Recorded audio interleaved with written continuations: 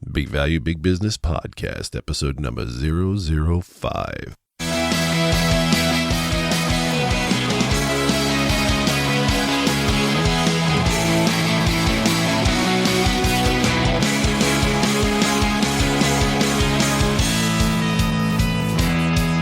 Welcome to the Big Value, Big Business Podcast with James Lynch, where we talk with today's most successful marketing minds about getting the right message in front of the right people and getting the right people to become your customers for life.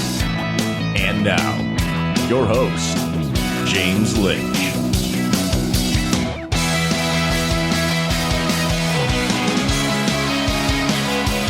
All right, welcome back, my friends, to yet another edition of the Big Value, Big Business Podcast. I am your host, James Lynch. I am really big time super excited about our very special guest today. His name is Mr. Jason Clegg. Jason comes to us from convertwithcontent.com, where he is the founder and CEO. He has been helping small business owners get dramatically better results with their web marketing for well over 10 years. Jason is a man on a mission to help entrepreneurs and small business owners convert tire-kicking prospects into lifetime customers and raving fans. So sit back, relax, have a listen. You're going to like this interview. I want to welcome my very special guest today from convertwithcontent.com, Mr. Jason Clegg. Hello, Jason. How are you today? I'm doing great, James. Thanks for having me. Awesome. I'm so grateful to have the privilege to chat with you today. And I'm really excited for you to share with our listeners everything you know about providing killer web content and how that content can lead to successful business development.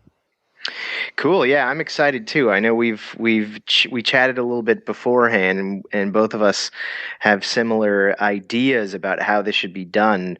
So, looking forward to, practicing what we preach here and providing some value for your listeners too. Awesome. Yeah, we'll get to the nuts and bolts in a second, and you do have plenty in your toolbox. But let's first talk about you and your history. Can we get a little background on Jason Clegg, like where you came from and maybe a little bit about the journey that brought you here to where you are today? Definitely. So, I got started as an entrepreneur while I was in college, and I studied literature and philosophy in college, two disciplines that really have very little to do with making money. But there are two things that later came in, to help me in a massive way, especially when I started to realize how important content and copywriting were as business skills. So while I was in college, I started my first business selling used textbooks as a third-party seller online. This was long before it was ever chic to have an online business, and long before everybody and their grandmother had a blog and a Facebook account. So that was how I kind of got started, and I ended up graduating from college, finishing my studies, and selling that business because I realized I wanted to focus on what I loved most about doing it, which was marketing.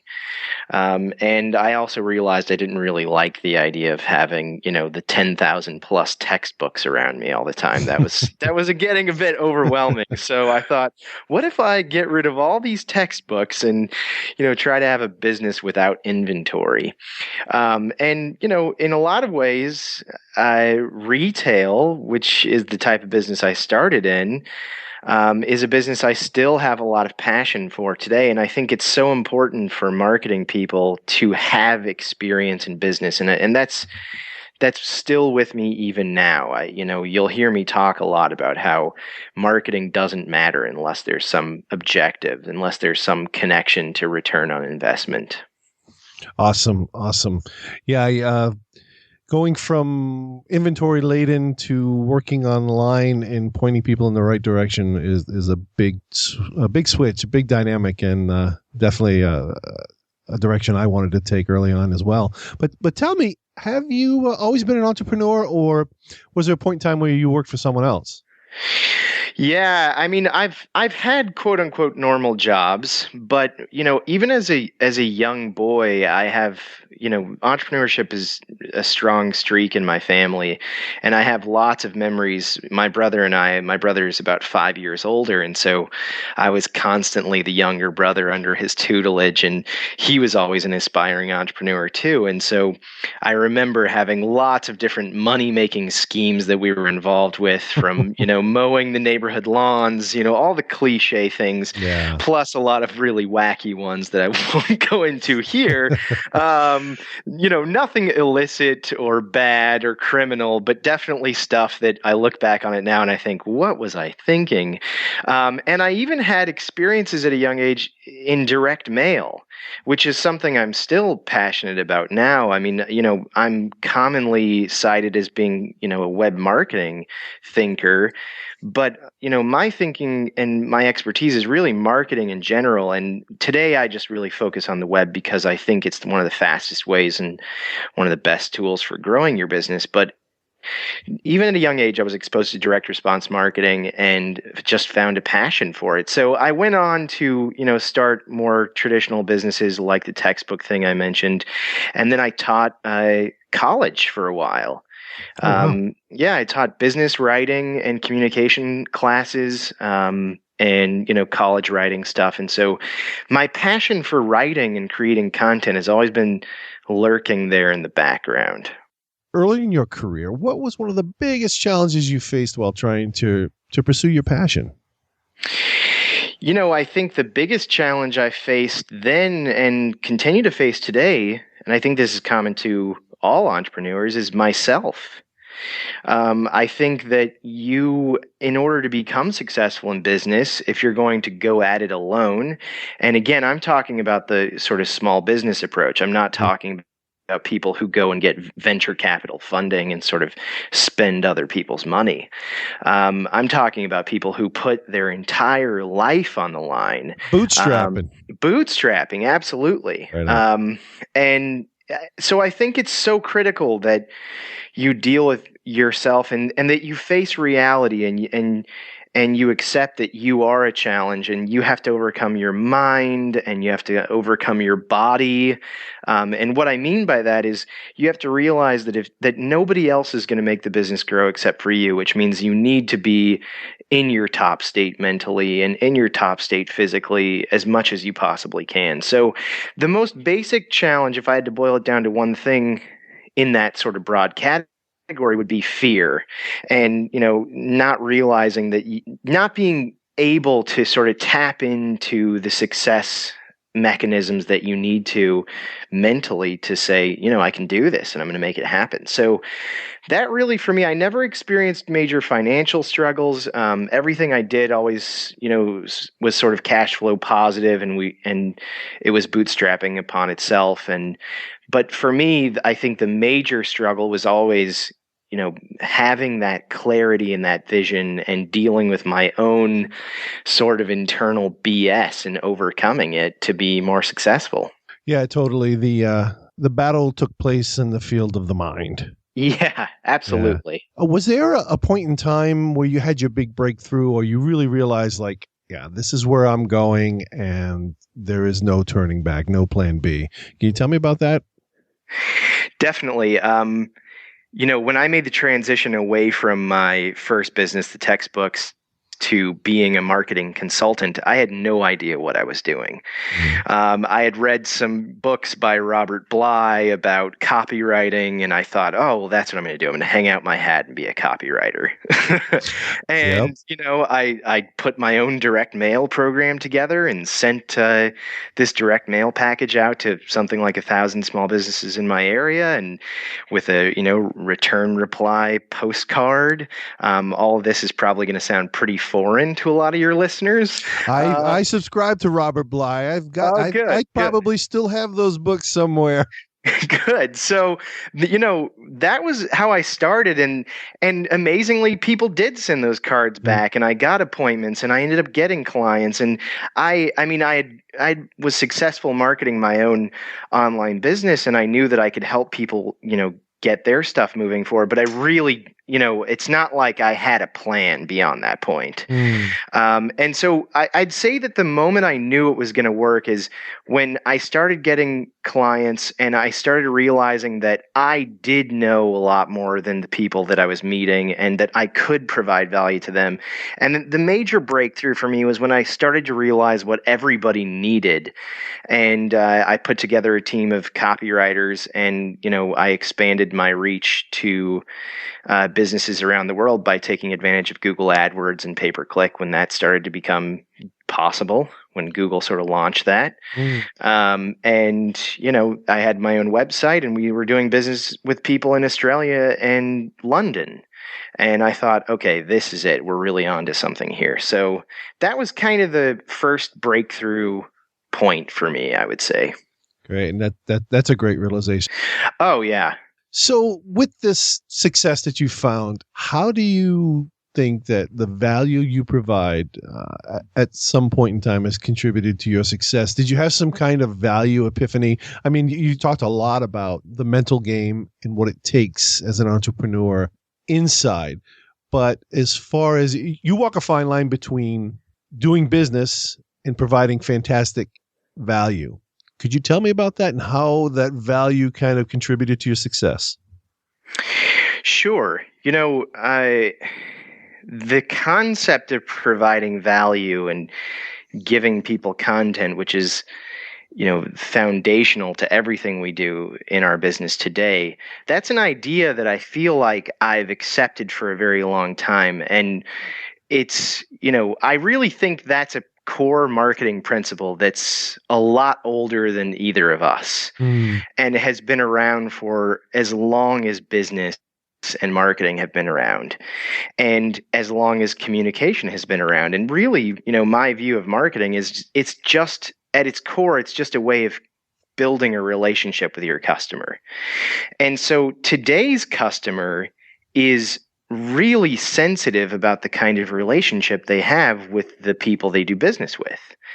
And not just major brands, but small businesses as well. Customers and consumers want to feel like there's some connection there. Yes. And I think that if you just look at human beings and the way we're engineered, we are constantly seeking something better, and we're constantly we are value seekers. I really believe that. And I think consumers now are so much more powerful than they've ever been before, and a lot of businesses are kind of resisting that, and they don't want to accept it. And just the other night, my wife and I were watching one of my favorite movies, Glengarry Glen Ross. And, that's a movie I think every business owner should watch, because you watch that, and every marketer as well. You watch that movie and you realize how much things have changed, and in terms of how things get sold. And, this also reminds me of a book I just read recently. The book is called Changing the Channel. It's by Mary Ellen Tribby, I believe is the author's name.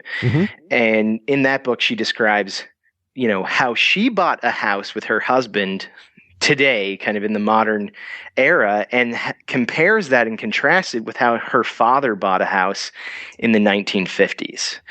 And the experience that she had as a consumer, and kind of what happened dealing with real estate agents and going through the process and how people marketed to her was so dramatically different than what her father went through. And, her father's experience was there was one real estate agent in town and he had to work with that person. There was no internet. There was no information to empower him as a consumer. The only channel of marketing was really the post box and the telephone, and really telemarketing hadn't even really had its heyday yet.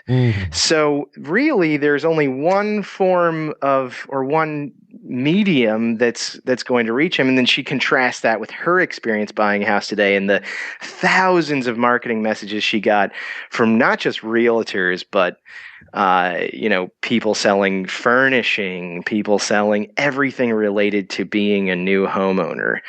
And so anyway, I think this idea of value is so much more important now than it's ever been before. And it's just going to keep it's going to keep increasing the need to be valuable and to treat your customers with respect and care. Well, I think what you're alluding to is the value has to cut through the noise. Yes. And that has to be part of your sort of, USP in a way. So, you've got to be able to connect with your consumer and, getting your message across to them and having a unique selling proposition and knowing like, okay, this message is going to reach you and I'm going to build a relationship with you that's about more than just selling this product to you. I'm here to actually provide a solution and hopefully a lifetime solution if you plan to be in business for more than just a couple of years. Yep. Service before, during, and after the sale. Right. Totally agree. So tell me, when we're talking about USP, how about your value proposition? Could you give me a peek inside the Convert with Content mission statement?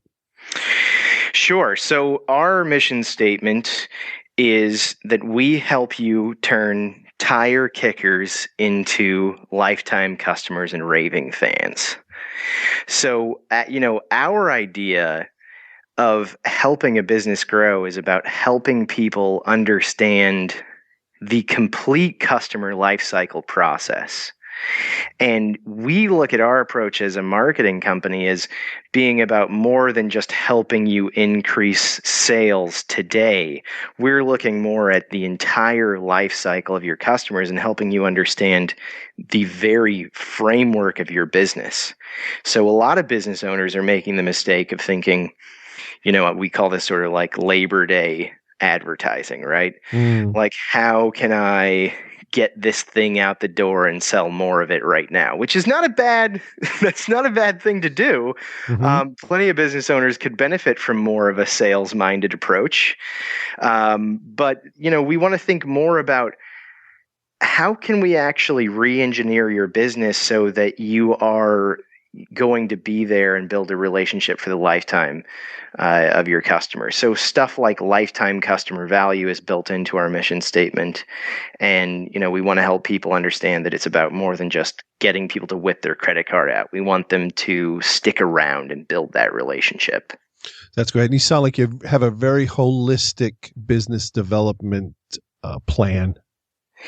You mean as part of this mission statement and the focus on lifetime customer value, or? As a product of Convert with Content, you bring that to your customers. You teach them all of those things, which is very, very valuable. You're not just providing content, you're providing them with business development. Is that a fair statement? Yeah, definitely. And I like to think of it too as, again, practicing what we preach. So, we try very hard to build our content marketing strategies in a way that can serve as an example for what our customers might do. So we want our customers to have an experience of being part of our community and being part of, getting messages that they feel are tailored to them and that there's something more happening than just here's another email from these guys. We want customers to feel like there is a message here. It's being tailored to me. They understand what I want. I'm being hit between the eyes with the message that matters most to me. And that's what good marketing is, right? So, we're not perfect at that. Nobody is, but we're constantly getting better. And I think it's a combination of skills and, technology, and data. Gathering as much data as you can about your customers, figure out what they really want, and then tailoring your messages to people based on what they're telling you. Yes, and you and I talked about that before we got on the podcast about your email series and how we talked about how it's so personalized, and that is the technology / know-how that you would bring to other business owners. Someone could say, hey, Jason, I want that. I want that for my customers. And they can point to that. And so you are walking your talk. Definitely. And a lot of small business owners are a little bit technophobic. And that's unfortunate because, I'm sure you remember the days when email marketing was as simple as having an autoresponder in place. Absolutely. And here we are again. Consumers are smarter. It doesn't have the same effect that it used to have. So the better you can get at leveraging technology and staying ahead of the curve. I mean, we do something in our business now that is still very uncommon. And even today, I get messages every once in a while from people saying, why are you doing this? This seems crazy. And what I'm talking about is we have a weekly SMS message that we do. It's called our Monday Marketing Minute. And every Monday, you get a text message from us with some kind of marketing tip. And for some people, this is so revolutionary they can't even understand, why we would be doing it. And it seems just ridiculous that we would want to send people text messages. But for me, if you can be an early adopter of technology and not resist, then you're going to reap so many more benefits. I mean, imagine if you could go back in time and you could be one of the first people to join Twitter. Back when it was, people would say, you're crazy. What does Twitter have to do with business? And if you would have overcome that objection you had, and again, this gets back to something I was saying earlier about how the greatest challenge is getting over yourself. And if you could have overcome that today, I guaranteed, if you would have had even a modicum of activity on Twitter, but you were one of the early adopters, you would be reaping huge rewards from that today. Virtually guaranteed. So I think there's a major advantage in being an early adopter. Yeah, and especially anything that has to do with a mobile device that almost everyone has on their person at any given time, or is just 2 feet away from them when they're sleeping. So absolutely, or take email marketing. I mean, we get this objection a lot. We love Infusionsoft. I mean, I am a Bible thumping Infusionsoft guy, and I think it's just one of the greatest CRM email marketing tools out there for small businesses today. Sure, there are other tools, and some of them might be better, but nothing fits hand in glove as well as Infusionsoft does for small business. And you would be, it's amazing how many small businesses say, oh, well, I'll pay $20 a month to Constant Contact, but there's no way I'd ever consider paying $200 a month for Infusionsoft. It's ridiculous. Yeah, there's an autoresponder program in the Constant Contact, and then there's a CRM in the Infusionsoft. Right, exactly. And there lies the difference. Yes. All right, let's talk about some advice that you might be able to give to, say you had a close family member that was struggling to build a business online. Either they were just getting started or they wanted to bring their existing business to the next level. Jason, what would be the first piece of advice that you'd offer to them? Well, first, I would want to know what kind of a business we're talking about, sort of where they are. Are we talking about someone who's got a local retail business and they're trying to go online, or are we talking about someone who's absolutely starting from square one? Well, let's talk about, and I'm a little selfish when I ask this question. Okay. Let's talk about, because your wife, Stephanie, so eloquently put that you guys love small businesses. Yes. I deal with a lot of mom and pop businesses that they were told way back in the day that they needed a website. So they've got this website out there and they can't put the pieces together to be able to turn this website into a traffic generating, lead producing machine for them. It's just out there. It's a brochure. It's an outdated brochure. So if you were to maybe give some advice to someone that was in that situation, a small business that was looking to get into the online space, obviously you don't want them to run right out and get an Infusionsoft subscription, right? Because they'd be in a little bit over their heads. But in baby steps, incremental steps, what would you suggest? Well, the first thing I think people need to do is they need to understand the core principles of direct response marketing. So they need to understand that, the number one goal in your business should be lead generation. Because without lead generation, you have no way to keep your hopper sort of filled up with people that can continue to climb your customer ladder. So if lead generation is the most important thing, forget about the medium. A website and the internet is just another medium. It's just another form of media. So all the principles of direct response still apply. And of course, we're talking about direct response. We're talking about marketing that is targeting your customer right between the eyes. You know exactly who they are. You know exactly what their problems are. And you know exactly how you can uniquely solve those problems. And then response, of course, is targeting that person and getting them to take some form of action with your marketing. So if you understand those principles and you look at your website, you can immediately tell yourself, well, my number one goal is supposed to be lead generation. And I understand the principles of direct response marketing. So I need to turn my website into a lead generation machine. So there are a couple of things that are important about this. First, stop listening to your geeky web programmer guy because or your, sexy flashy design guy or girl, as the case may be. You have done this because I know you have this firsthand experience with this because I do too. Yes. You're so spot on.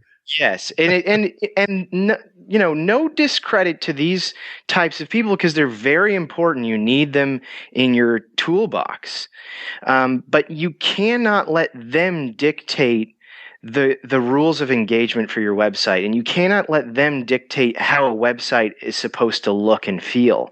Because guess what? The chances of that person, your web designer, your web programmer, being your target customer or prospect is probably very small. Mm-hmm. So stop listening to the people who are not in your target market.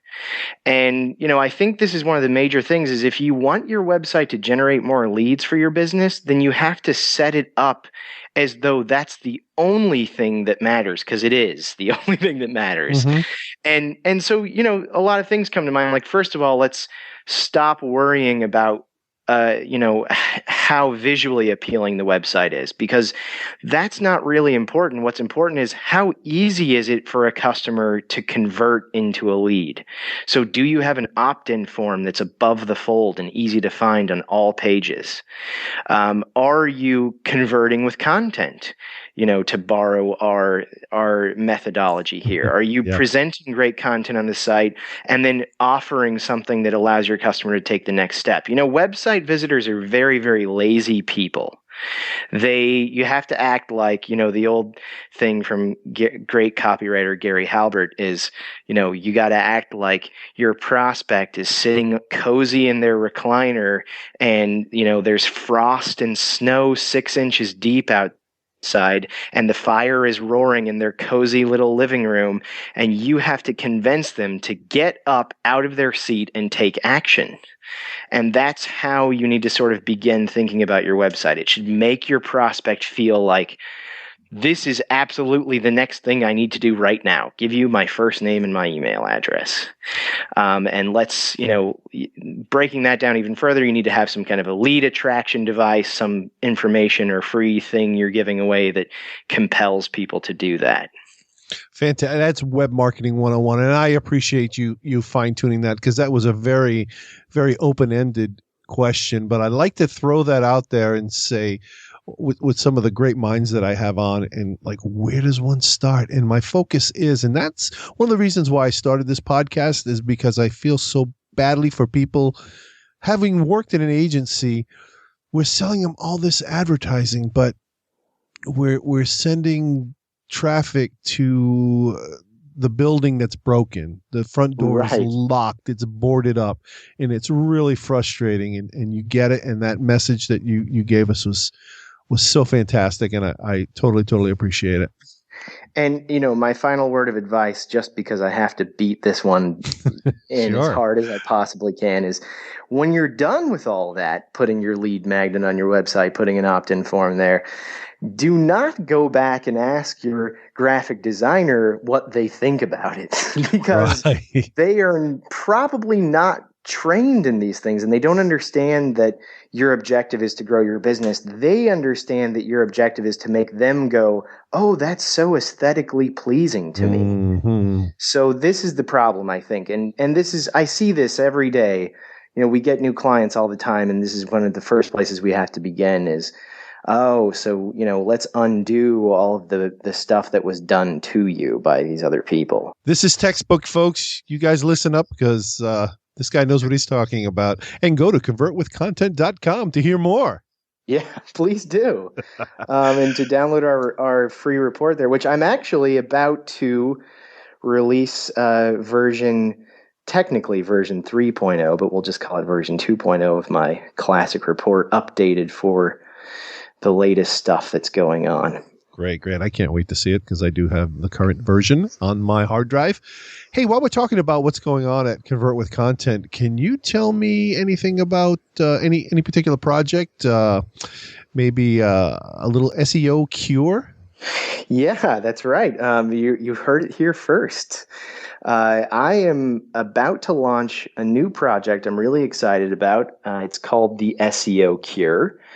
And this is a project I've been wanting to do for a long time. SEO is one of the first things that I kind of consider this like the entry conversation we have with a lot of our clients. SEO is sort of the buzzword that most small business owners learn when they start learning about website marketing. Agreed. So you see this happening too. Somehow, in some way, they get a hold of a book at the local bookstore, if that still exists, or whatever happens to them. They do some kind of web marketing 101 research, and they find out that it's all about SEO. And SEO is one of those deceptively seductive kinds of things about web marketing, and I think the reason it appeals to business owners is business owners are very interested in numbers and objectives and formulas, and so this idea that, oh great, so I can make these changes to my website, and lo and behold, I get to the top of Google. And that makes sense to me because I use Google every day, and I'm sure my customers do too. And if I go there now and I type in Los Angeles auto insurance, then there are websites there, and wouldn't it be great if I were there? Mm-hmm. So SEO is definitely kind of a critical thing that's on the mind of a lot of small business owners, and most people are very misinformed and miseducated about this. So my objective with this project is to offer lots of great information to help you rewire your thinking about SEO. And so that's how I came up with this idea of the SEO cure. I'm going to cure you of your SEO woes. Well, it is a very, very fast-changing landscape, SEO. It is. And this is the other problem. It's one of the first things that, I want to help people with. And anytime we talk about SEO is like, first of all, let's swallow the horse pill. Speaking of cures, mm-hmm. let's swallow the horse pill of reality that this is a dynamic, constantly changing terrain. And you, Mr. or Mrs. Small Business Owner, are trying to put it in this little box and draw these lines around it, and it doesn't work that way. So if we can overcome that hurdle right out the gate, then we're going to be a lot more successful going forward. Absolutely.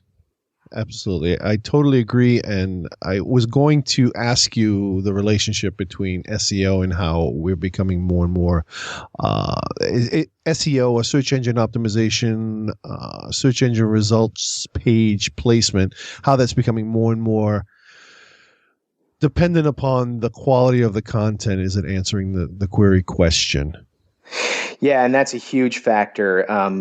And I think it's one of the most frustrating things for small business owners is, oh, well, I'm supposed to produce all this quality, unique, valuable content. Well, what does that even mean? Right. And, my business provides all kinds of value. So why do I have to provide this valuable content? And, I'm just a plumber or a dry cleaner or, butcher, baker, candlestick maker. Yeah. So what the hell am I doing, like blogging?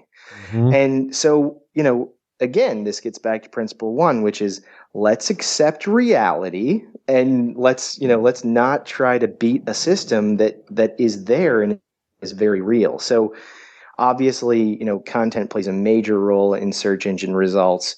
And so, anyway, in terms of SEO in general, a lot of my philosophy, again, is all about ROI. So if we're going to put energy into this, let's make sure that the energy is closely tied to a measurable ROI and we're actually growing the business. There's no reason to go out and become a bona fide SEO guru just so you can, make a few extra sales every month. Yes, ROI, and I do. I went through your stealth program where you kind of unravel the ROI equation for content. It's good stuff. Good stuff. Yeah, and that's a model that people can follow that will help them understand, like, okay, so I need content and I need to be active on social media so I can build some authority for my website. And, so how do I do that? So, I'm always interested in these kinds of business life hacking questions, like, how could you grow your business if you just spent 30 minutes a day on social media? Okay, well, maybe that will generate an ROI. But is that going to work for you, or is that the best use of your time? For some people, it might be smarter if you just shortcut the whole process and spend 30 minutes a day working on a book that you're going to get published with Wiley or Random House or some major publisher. And then, you can sort of shortcut the whole, like, I need all this authority to grow my business process. So I think it's important for people to ask big questions like that and how they're using their time. And, time is obviously the most important asset we have. And we're here to help you analyze your particular situation and to give you help. Yes. Awesome. Hey, let's shift gears for a moment. And I know your time is valuable. I'm going to start to wrap things up. But if we could just get into your head a little bit, maybe to find out how you keep, you sound like you're very well put together, aggressive, smart, and handsome, according to your wife. But oh, well, that's good to know. Businessman. No, but seriously, how do you keep your head in the game and keep moving towards your personal and business goals? I guess because this is a business podcast, how do you keep your mind sharp and you're moving towards your business goals? Well, I think you have to look at what other people are doing and make sure you're not doing that. Innovate rather than imitate. Right. And you have to be willing to make certain sacrifices, and you have to, be willing to realize what you're trying to achieve. And, when I built my business to sort of stage one, I spent the better part of 3 or 4 years just traveling the world with my laptop and kind of letting other people run my business for me. And that was a lot of fun. And I got to see cool places in the world, and I got to travel and have fun experiences.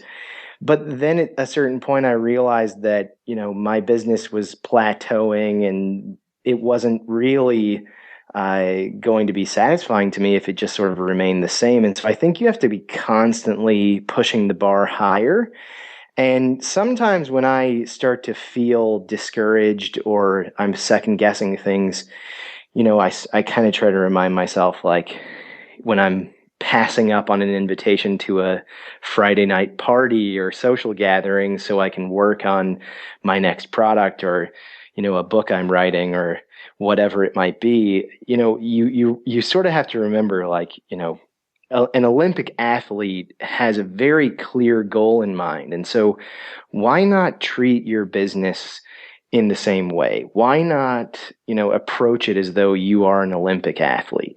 And I really think that if you're going to do that, you're going to invest that level of commitment physically, mentally, and emotionally, then you're going to yield commensurate results. And if you don't, the same rule applies. So, it's up to you. If you want to have a mediocre business, then you have to do mediocre things. And if you want to have a world-class business, then you have to do world-class things. And that means understanding what you want and being willing to invest. And then, just on a basic time management level, there are lots of little things I do that people would consider very, very strange.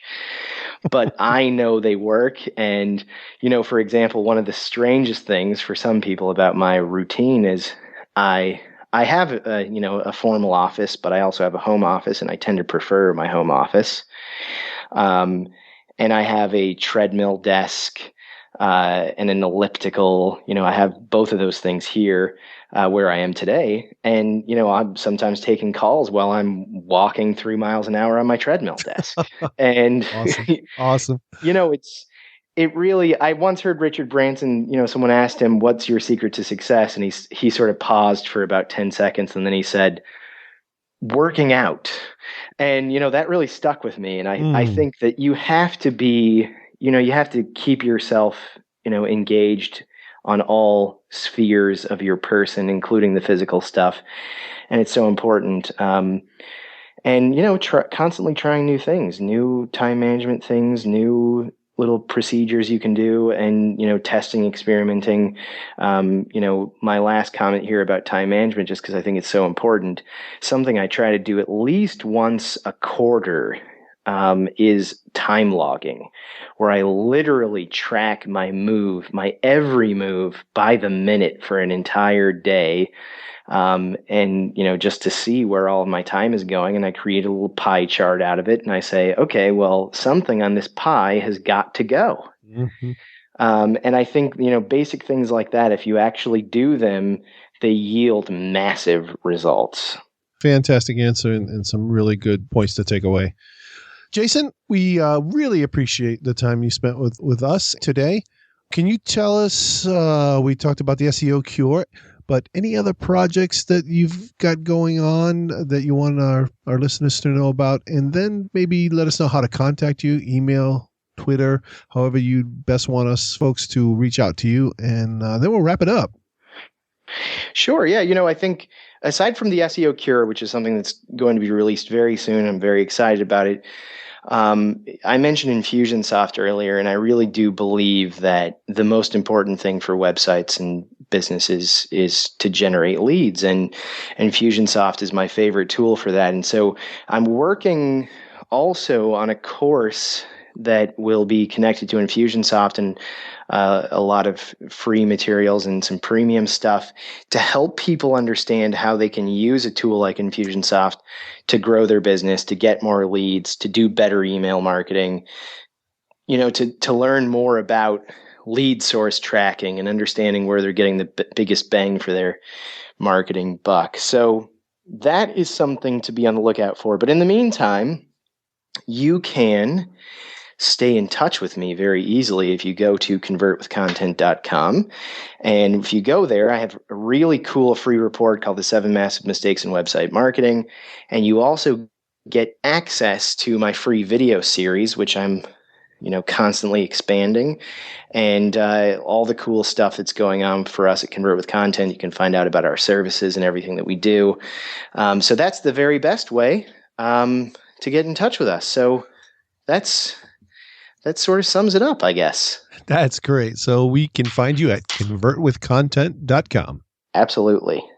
Awesome. All right, my friend. Thank you again for your time. You have a great day. You too. Jason, we'll talk to you soon. All right. Bye-bye. Okay, thanks. Bye-bye. All right. I hope you enjoyed this chat today with Jason Clegg from convertwithcontent.com. You can find the show notes and the highlights of this interview at bigvaluebigbusiness.com/episode 005. Or just go to bigvaluebigbusiness.com and type Jason into the search box for easy access. Hey, and while you're on the site, feel free to leave us a comment about this interview, the podcast overall, or tell me what you'd like to hear us talk about. Let's tackle some of the questions and challenges that you're having with your business online. I'd love to be able to find the expert that would have the answers you need and have them on the show. So talk to me at bigvaluebigbusiness.com. Lastly, I really hope we brought some big value into your day. You take care, and I'll be talking to you real soon. Thanks for listening to the Big Value Big Business Podcast at www.bigvaluebigbusiness.com.